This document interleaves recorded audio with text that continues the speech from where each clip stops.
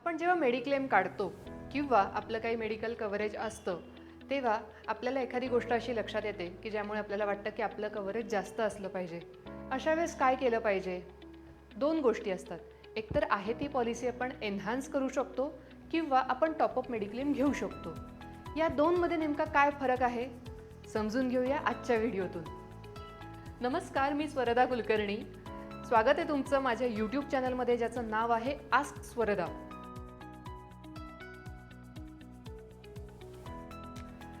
Top up किंवा enhancement करण्याची वेळ केव्हा येते किंवा गरज केव्हा पडते? जेव्हा एकतर आपली कंपनीची मेडिक्लेम असते, आपली एक्झिस्टिंग कुठली तरी मेडिक्लेम असते, आपल्या घरातल्यांसोबतची आपली मेडिक्लेम असते, पण आपल्याला असं वाटतं की ते कव्हरेज पुरेसं नाही आहे.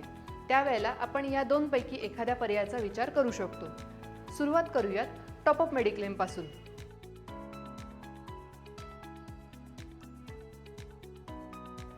बऱ्याचदा आपलं जेव्हा मेडिक्लेमचं कव्हरेज असतं त्या कव्हरेज व्यतिरिक्त काही मेडिक्लेम आपल्याला वाढवून कव्हरेज देतात, ज्याला टॉपअप मेडिक्लेम असं म्हणतात.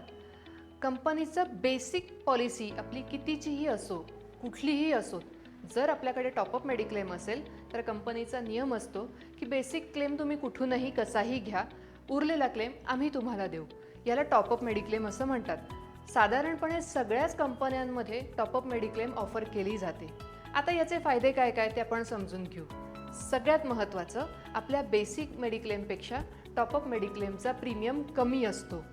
दुसरं, आपल्याला टॅक्स बेनिफिट घेता येतो आणि आपल्याला जेव्हा क्लेम लागेल तेव्हा क्लेम आपल्याला त्या पॉलिसीतनं घेता येतो.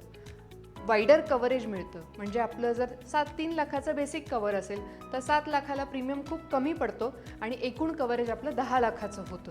त्यामुळे टॉपअप मेडिक्लेम महत्त्वाचा आहे. आपण जी पॉलिसी काढतो आहोत त्या पॉलिसीला जर 4-5 वर्ष पूर्ण झालेली असतील तर टॉपअप मेडिक्लेम काढताना 4-5 वर्षाची जी सिनियरिटी असते ती नव्याने सुरू होते, म्हणजे वेटिंग पिरियड लागतो. त्यामुळे आपण जेव्हा पॉलिसी काढतो त्या दिवसापासून 7 लाखाच्या कव्हरेजसाठी काही जर प्री एक्झिस्टिंग डिसीज असेल किंवा काही ठराविक आजार असतील तर त्याचा वेटिंग पिरियड ॲप्लिकेबल होतो. आता वळूयात एन्हान्समेंट या विषयाकडे. आपली एक्झिस्टिंग पॉलिसी 3 लाखाची आहे. आपल्याला कंपनी दरवर्षी रिन्युअल नोटीससोबत एक ऑप्शन देते की जर तुम्ही वर्षभर क्लेम केला नसेल तर तुम्ही 3 लाखाची पॉलिसी 5 लाखाची करू शकता, 5ची तुम्ही 10 करू शकतात. त्यामुळे ही एन्हान्समेंट करण्याची योग्य संधी असते. आपण जेव्हा रिन्युअल करतो पॉलिसीचं त्यावेळेला पॉलिसी आपण वाढवून घेऊ शकतो. याला एन्हान्समेंट म्हणतात. आता एन्हान्समेंटचा फायदा काय? तर सगळ्यात महत्त्वाचा, पॉलिसी आपली जितके वर्ष जुनी आहे तितक्या वर्षाचं वेटिंग पिरियड, कंटिन्युएशन बेनिफिट आपलं ह्या पॉलिसीमध्ये ॲड होतं. त्यामुळे या पॉलिसीला कोणताही वेटिंग पिरियड नसतो. ॲडिशनल प्रीमियम जो भरलेला असतो त्याप्रमाणे आपल्याला टॅक्स बेनिफिट मिळतो. तिसरा आणि महत्त्वाचा मुद्दा की ह्याचा प्रीमियम जो आहे तो मॉडरेट असतो. खूप जास्तही नाही आणि खूप कमीही नाही. अर्थात जर त्या व्यक्तीचं वय, इन्शुअर्ड व्यक्तीचं वय किंवा पॉलिसीमध्ये असलेल्या सगळ्या फॅमिली मेंबर्सचं वय जास्त असेल तर हा प्रीमियम आपल्याला एन्हान्समेंटच्या बाबतीत टॉपअपच्या प्रमाणात जास्त लागू शकतो. टॉपअप आणि एन्हान्समेंट दोन्ही गोष्टी समजून घेतल्यावर लोकांचा मला प्रश्न असतो, मग मी टॉपअप करू का एन्हान्समेंट करू? ह्या गोष्टींचा निर्णय तुम्हालाच घ्यायचा आहे. फक्त ही गोष्ट समजून घेण्यासाठी पहिल्या मुद्द्याचा विचार करा.